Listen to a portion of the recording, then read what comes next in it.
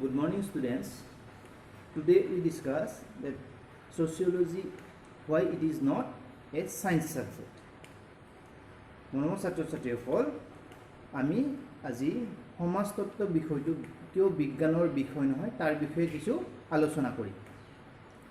এতিয়া কিছুমান এনেকুৱা ধৰণৰ বৈশিষ্ট্য আছে যিবিলাক বৈশিষ্ট্যৰ বাবে সমাজতত্ত্ব বিষয়টো এটা বিজ্ঞানৰ বিষয় হিচাপে সহজে নলয় বা ল'ব খোজা নহয়। ইয়াৰ ভিতৰত প্ৰথম বৈশিষ্ট্যটো হ'ল যে সামাজিক ঘটনাবোৰ জটিল প্ৰকৃতিৰ হয় আৰু ইয়াৰ কাৰণে যিটো ইয়াৰ প্ৰকৃত স্বৰূপ বা বৈশিষ্ট্য আছে, আচৰণ আছে, সহজে নিৰ্ণয় কৰিব নোৱাৰি। এতিয়া কিছু ক্ষেত্ৰত আৰু কি হয় যে কোনো এটা সামাজিক পদ্ধতিৰ পৰিৱৰ্তন আন সামাজিক পদ্ধতিৰ ওপৰত সমানভাৱে বা একেধৰণে নপৰিব পাৰে বা নপৰে।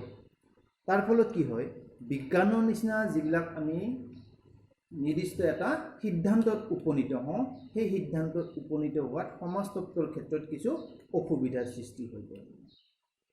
অৰ্থাৎ একেধৰণৰ চিন্তাধাৰা যি নিৰ্দিষ্ট এটা সামাজিক বিষয়, সমাজতত্ত্বৰ অন্তৰ্ভুক্ত সামাজিক বিষয় আন এখন সমাজত কিছু বেলেগ ধৰণে পৰিলক্ষিত হ'ব পাৰে। অৰ্থাৎ আমি সেই সামাজিক সমস্যাটো অধ্যয়ন কৰাৰ পিছত যিটো সিদ্ধান্তত উপনীত হ'ম, সেই সিদ্ধান্তটো সমাজ বিশেষে কেতিয়াবা বা তাৰ কাৰকসমূহ কেতিয়াবা বেলেগ হোৱা দেখা যায়। গতিকে সেই ক্ষেত্ৰত বিজ্ঞানৰ নিচিনা এটা নিৰ্দিষ্ট সিদ্ধান্তত উপনীত হ'ব নোৱাৰে আৰু সেইবাবে সমাজতত্ত্ব বিষয়টো বিজ্ঞানৰ এটা বিষয় হিচাপে অন্তৰ্ভুক্ত কৰিব খোজা নহয়। So in some particular causes, so when we say that social causes or different types of social problems, so when the sociologist studies this type of social issues and problems, so that results are actually not same in each and every society, because society to society it has different types of social characters. So that is why the results are also not same in each and every society. But in science, generally, that when we say one particular result, then it is common, same, each and everywhere. So it is the main cause. So that is why some other social scientists or natural scientists, they generally don't want to accept sociology as a science subject. 2 number যদি আমি বৈশিষ্ট্যটোৰ কথা ক'ব যাওঁ, তেতিয়াহ'লে আমি কি পাম যে বিজ্ঞানৰ যিবিলাক সিদ্ধান্ত আছে, সেই সিদ্ধান্তসমূহ বাৰে পুনঃ পৰীক্ষাগাৰৰ ভিতৰত কি কৰিব পাৰি, পৰীক্ষা নিৰীক্ষা কৰিব পাৰি আৰু সেই তাৰ নিৰ্দিষ্ট ৰিজাল্ট যিবিলাক আছে, তাৰ যিবিলাক প্ৰমাণ আছে, সেই প্ৰমাণখিনিও একেধৰণে আমি পৰীক্ষাগাৰৰ ভিতৰত পাম। এতিয়া H2O বুলি যদি কওঁ যে 2টা হাইড্ৰজেন আৰু এটা অক্সিজেনৰ অণু লগ হৈ পিনে পানীৰ অণু গঠন হয়, এইটো পৰীক্ষাগাৰত যিকোনো ঠাইৰ পৰীক্ষাগাৰতে এইটো প্ৰযোজ্য হ'ব। অৰ্থাৎ এইটো পৰিৱৰ্তন নহয়, তাক যিকোনো ঠাইতে যদি আমি পৰীক্ষাগাৰৰ ভিতৰত পৰীক্ষা নিৰীক্ষা কৰোঁ, সেই উত্তৰটো আমি একেধৰণে পাম। কিন্তু সমাজতত্ত্বৰ ক্ষেত্ৰত কি হয়, সমাজতত্ত্বই যেতিয়া বিভিন্ন বিষয়বস্তুবিলাক অধ্যয়ন কৰে, সেই বিষয়বস্তুসমূহ আমি পৰীক্ষাগাৰৰ ভিতৰত অধ্যয়ন কৰিব নোৱাৰোঁ। ইয়াৰ মূল কাৰণটো হ'ল যে সমাজ এখন নি পিনে পৰীক্ষাগাৰৰ ভিতৰত অৰ্থাৎ লেবৰেটৰীৰ ভিতৰত সোমোৱাই দিয়া সম্ভৱ নহয়। গতিকে আমি সমাজখনকে পৰীক্ষাগাৰ হিচাপত লৈ পিনে বিভিন্ন ধৰণৰ বিষয়বস্তু বা সামাজিক সমস্যাবিলাক অধ্যয়ন কৰাৰ চেষ্টা কৰোঁ। এতিয়া এই অধ্যয়ন কৰাৰ পিছত যিবিলাক সামাজিক ঘটনা থাকে, সামাজিক ঘটনাৰ যিমানবিলাক তেনেকুৱা ধৰণৰ সমাধান বা সামাজিক সমস্যাবিলাকৰ বা সামাজিক বিষয়বিলাকৰ যিবিলাক সমাধান বা সমাধানৰ সূত্ৰ, সি সময় সাপেক্ষে কি হৈ থাকে, বিভিন্ন ধৰণে পৰিৱৰ্তন হৈ থাকে আৰু সমাজভেদেও কি হয়, ইয়াৰ প্ৰভাৱটো বেলেগ ধৰণে পৰিলক্ষিত হয়। সকলো সমাজতে একেধৰণৰ সমস্যাটো একেধৰণে প্ৰভাৱ বিস্তাৰ নকৰিবও পাৰে। গতিকে সেই পিনৰ পৰা যদি চাবলৈ যাওঁ, তেতিয়াহ'লে সমাজতত্ত্ব আচলতে বিজ্ঞানৰ বিষয় হিচাপত অন্তৰ্ভুক্ত নহয়। আনহাতে যদি ক'বলৈ যাওঁ যে ধৰ্ম, পৰিয়াল, অপৰাধ এনেকুৱা ধৰণৰ বিষয়বস্তুখিনি আমি গৱেষণাগাৰৰ ভিতৰত অধ্যয়ন কৰিব নোৱাৰোঁ। গৱেষণাগাৰৰ ভিতৰত অধ্যয়ন কৰা সম্ভৱ নহয়। গতিকে সমাজ বিশেষে এইবিলাকৰ যিটো প্ৰভাৱ আমি বেলেগ বেলেগ ধৰণে দেখিবলৈ পাওঁ। So when we say the next point, so in case of science, that results are always same each and everywhere, because maximum scientific results coming from the laboratory. So inside the laboratory, when lots of things are mainly experimented, and thereafter results are coming out. For example, H2O, when two components of hydrogen and one component of oxygen mix together, then one component of water is mainly formed. So it is always true, and it is same each and every laboratory of the world. So it is constant, not changeable. But in case of social topic or social problems, so different when we discuss or when we study one particular thing, then or particular topic, then we found that society to society its impact is different. For example, when we say family, next we can say that different types of religion. So that sentiment of religion, so society to society we found different. So in case of family also, place to place or society to society, we found different types of societies. So this type of things, when we say that the results, so it is not same each and every society. So that is why it is very difficult to say a particular permanent result which is same in each and every society.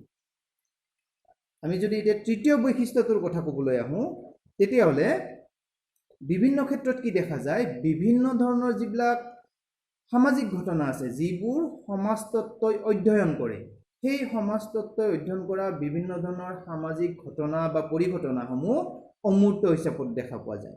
অৰ্থাৎ অমূৰ্ত বুলি কোৱাৰ লগে লগে যিবিলাক মানুহৰ মূল্যবোধ আছে, ৰুচি আছে, ধ্যান ধাৰণা আছে, ইয়াৰ উপৰিও যিবিলাক বিশ্বাস আছে, প্ৰেম প্ৰীতি আছে, এনেকুৱা ধৰণৰ বিভিন্ন ধৰণৰ বিষয়বস্তুসমূহ আমি কি কৰিব নোৱাৰোঁ, সংখ্যা বা পৰিসংখ্যা নাইবা পৰিমাণৰ জৰিয়তে আমি ইয়াক প্ৰকাশ কৰিব নোৱাৰোঁ।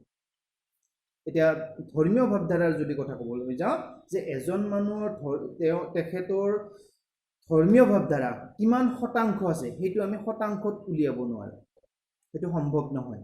ঠিক তেনেকৈ মানুহৰ সমাজৰ প্ৰতি দায়বদ্ধতা, ঠিক তেনেকৈ বিভিন্ন ধৰণৰ যিখিনি বিশ্বাস আছে বা লোকবিশ্বাস আছে, ঠিক কিমান পাৰ্চেণ্ট আছে, কিমান শতাংশ আছে, সেইটো আমি পৰিসংখ্যা বা সংখ্যাৰ হিচাপত বা পৰিমাণৰ হিচাপত উলিয়াব নোৱাৰোঁ। গতিকে তেনেকুৱা ক্ষেত্ৰত কি হয়, কিছু কিছু অসুবিধাৰ সৃষ্টি হয়। গতিকে সেইফালৰ পৰা যদি আমি চাবলৈ যাওঁ, তেতিয়াহ'লে সমাজতত্ত্ব বিষয়টো বিজ্ঞানৰ অন্তৰ্ভুক্ত কৰিব নোৱাৰি। অৰ্থাৎ সমাজতত্ত্ব বিষয়টো বিজ্ঞানৰ বিষয় হিচাপত অন্তৰ্ভুক্ত নহয়। গতিকে এনেকুৱা ক্ষেত্ৰত আৰু কি হয়, যে এনেবোৰ দিশ অধ্যয়নত কিছু কিছু ক্ষেত্ৰত বৈজ্ঞানিক পদ্ধতিও প্ৰয়োগ কৰিব নোৱাৰি। গতিকে প্ৰয়োগ কৰিব নোৱাৰাৰ লগে লগে আমি কি ক'ম, যে সমাজতত্ত্ব বিষয়টো বিজ্ঞানৰ এটা বিষয় হিচাপত ধৰিব নোৱাৰি বুলি ক'ম। So when we say that different types of social topics are actually, it is sensible. So society to society, we found that type of things we see differently. For example, that different types of ethical concept, different types of social values, different types of social beliefs, different types of religious beliefs, and that love and affairs. So all these type of things we cannot come into a conclusion result with the percentage, with the help of number or amount. So in that case, it is very difficult to find out the final analysis or final result. So in that particular cases, it is very difficult to say that how much a person believe in that particular things. For example, in case of religious practices or religion, so one sociologist directly cannot say that how many percentage, up to which percentage he love his religion. On the other hand, different types of social customs, traditions, rules and regulations. So how many percentage he mainly believe them, we cannot decide that. In sociology, we can only study on the basis of his different particular behavior and characteristics. So that is why it is not possible to find out in percentage or in numbers or numerical numbers or in statistical search. So that is why it is another different types of problem. So like the scientific methods or scientific results, we don't found a particular result in that such type of sociological issues and studies. So that is why maximum expert, they don't want to say sociology as a science subject. আমি যদি next পইণ্টটোৰ কথা ক'বলৈ যাওঁ, তেতিয়াহ'লে next বৈশিষ্ট্যটোৰ কথা যদি ক'বলৈ যাওঁ, তেতিয়াহ'লে আমি কি দেখিম যে সামাজিক ঘটনা আদিক নিৰপেক্ষভাৱে পৰ্যবেক্ষণ কৰাটো কেতিয়াবা কেতিয়াবা কি হৈ পৰে, কঠিন হৈ পৰে। এই কঠিন হোৱাৰ মূল কাৰণটো হ'ল যে মানুহৰ সহজাত প্ৰবৃত্তি। এতিয়া সহজাত প্ৰবৃত্তিৰ ফলত কি হয়, সামাজিক যিবিলাক ঘটনা আছে, যিবিলাক ঘটনা সমাজতত্ত্বত অধ্যয়ন কৰা যায় বা সমাজতাত্ত্বিকে অধ্যয়ন কৰে, সমাজতত্ত্ববিদসকলে অধ্যয়ন কৰে, কেতিয়াবা কেতিয়াবা কি হয়, কিছু কিছু ক্ষেত্ৰত আবেগিক বা অনুভূতি প্ৰবণ হৈ পৰাৰ সম্ভাৱনা থাকে, যাৰ ফলত কি হয় বা কি হোৱাৰ সম্ভাৱনা থাকে যে সেই ক্ষেত্ৰত ভুল ভ্ৰান্তি হোৱাৰ বা সিদ্ধান্তত যেতিয়া উপনীত হ'ব, সেই সিদ্ধান্ত লোৱাৰ ক্ষেত্ৰত ভুল হোৱাৰ প্ৰৱণতাটো থাকিব পাৰে বা ভুল ভ্ৰান্তি হ'ব পাৰে। গতিকে এনেকুৱা ক্ষেত্ৰত কি হয়, আমি নিৰ্দিষ্ট সেই অধ্যয়নৰ যিখিনি বিষয়বস্তু থাকিব বা সমাধান থাকিব, সেই সমাধানখিনিক একদম সঠিকভাৱে শুদ্ধ বুলি ক'ব নোৱাৰোঁ। ইয়াৰ উপৰিও যদি আমি জাতি, বৰ্ণ, ধৰ্ম বা সম্প্ৰদায় এনেকুৱা ক্ষেত্ৰত বিষয়বস্তুখিনি অধ্যয়ন কৰোঁ, তেতিয়া পক্ষপাতিত্বমূলক তেনেকুৱা সমাধান এটা পোৱাৰ সম্ভাৱনা থকা কিছু পৰিমাণে পৰিলক্ষিত হয় বা দেখা যায় বা সম্ভাৱনা এটা থাকে। গতিকে এই ক্ষেত্ৰত আমি সমাজতত্ত্বক একদম বিশুদ্ধ বিজ্ঞান হিচাপত ধৰিব নোৱাৰোঁ।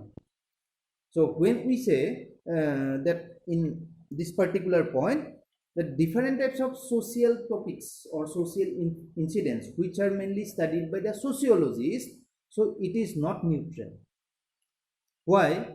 Because it is a human instinct by birth. This instinct is coming by birth, and that type of particular instinct is related with lots of other things like religion, caste, so creed. So these type of things are also related. So in that thing, when sociologists study that such type of particular topic, then what can happen? So partiality can be happen in results. So in that case, it may be possibilities. It has some possibilities that we cannot find out the exact or original result. So that is why maximum social scientists or other natural scientists, they don't accept sociology as a pure science. So in next point, when we say that we can study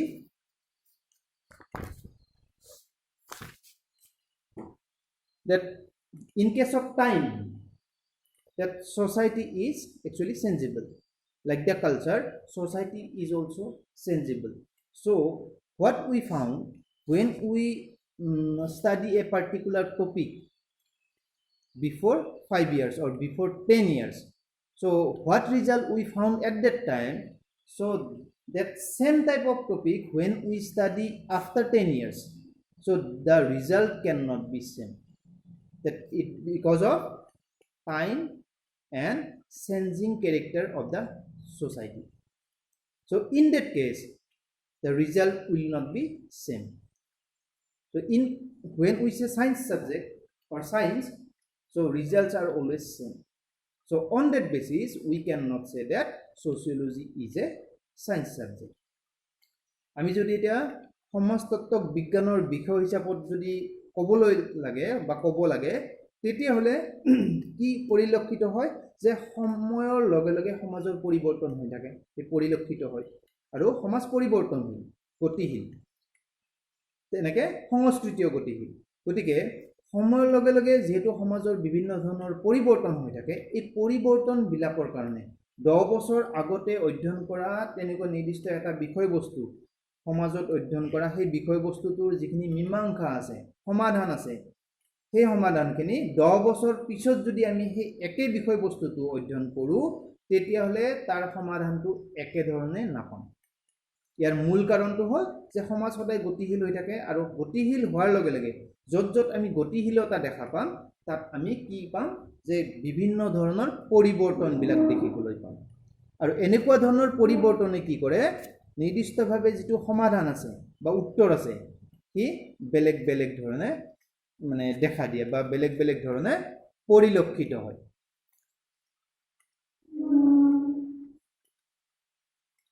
এতিয়া যদি আমি ক'বলৈ যাওঁ যে কোনো এটা বিশেষ কাৰণত যদি এটা নিৰ্দিষ্ট সামাজিক পৰিৱেশৰ সৃষ্টি হৈছিল, সেই সামাজিক পৰিৱেশটো পিছত কিন্তু আমি একেধৰণে দেখিবলৈ নাপাবও পাৰোঁ।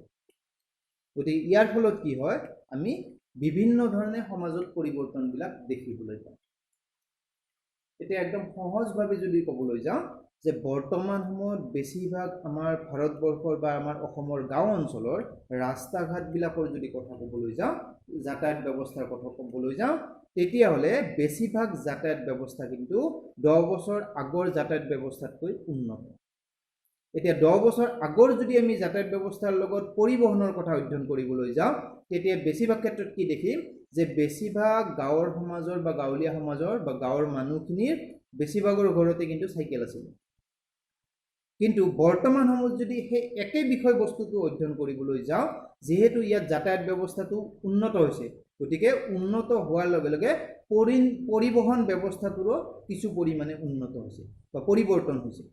আৰু এই পৰিৱৰ্তনৰ ফলত আমি বৰ্তমান সময়ত গাঁৱৰ সমাজত আমি কি কি দেখিবলৈ পাওঁ যে বেছিভাগ গাঁৱলীয়া সমাজত নগৰীয়া সমাজৰ নিচিনা বা চহৰৰ সমাজৰ নিচিনা বৰ্তমান সময়ত গাঁৱৰ সমাজতো কি আছে যে বাইক আছে, মটৰচাইকেল আছে, নহ'লে বা 2-4টাৰ ঘৰত আমি 4চকীয়া বাহনো দেখিবলৈ পাওঁ।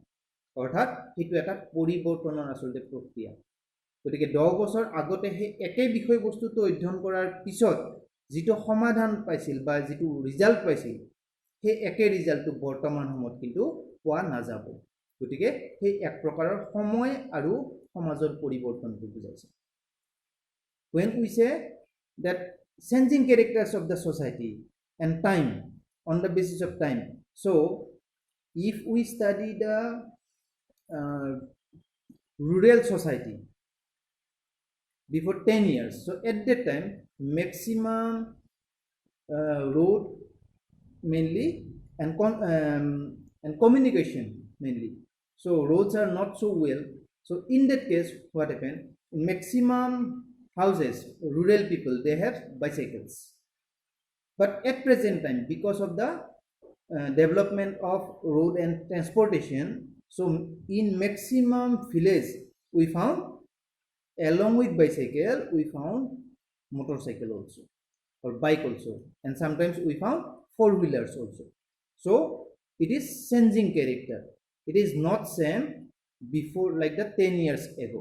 At present time the scenario is going on, mainly different changes are going on. So the results are not same like the science subject. So in that case generally we cannot say that sociology is a science subject. But though we sometimes say that sociology in those particular points, on the basis of those particular points, sociology is not a science subject or not a natural science. But when we study the society or different topics of society, we use different types of scientific method for collecting the data or find out the analysis. So in that case, we can very easily say that sociology actually is a science subject.